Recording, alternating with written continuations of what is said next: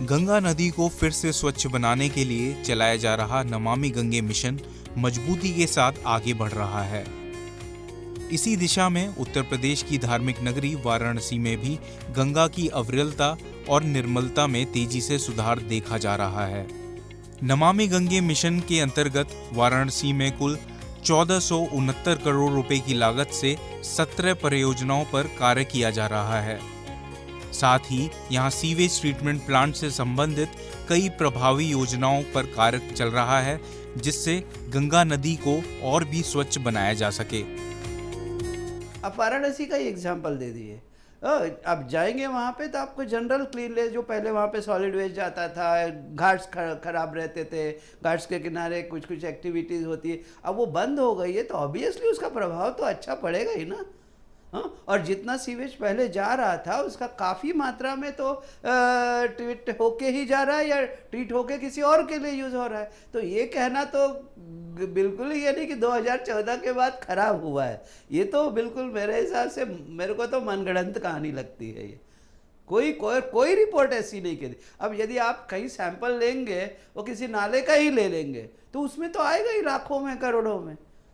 अब गंगा का लिए है क्या, गंगा की मेन स्ट्रीम का लिए है क्या, उसमें आया है क्या, वो हमें देखना पड़ेगा।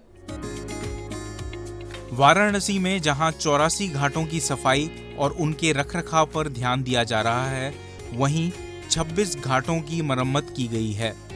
यहां गंगा नदी सतह की सफाई के लिए अत्याधुनिक मशीनों का इस्तेमाल किया जा रहा है।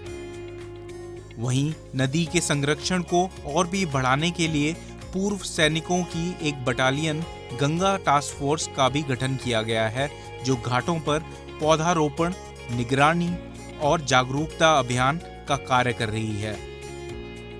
रिवर क्लीनिंग प्रोग्राम एक 10 साल में सीमित नहीं हो सकता। It has to be a continuous process, a continuous programme.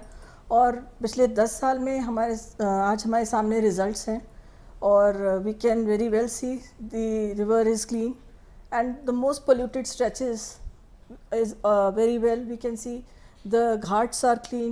So many innovative approaches which has been taken in this program, और जो इस प्रोग्राम को ओवरऑल in totality देखा जाए, it has been a greatest success in all the river cleaning programs so far, and the testament for this is the award bestowed by the UN, and it has been among the top 10.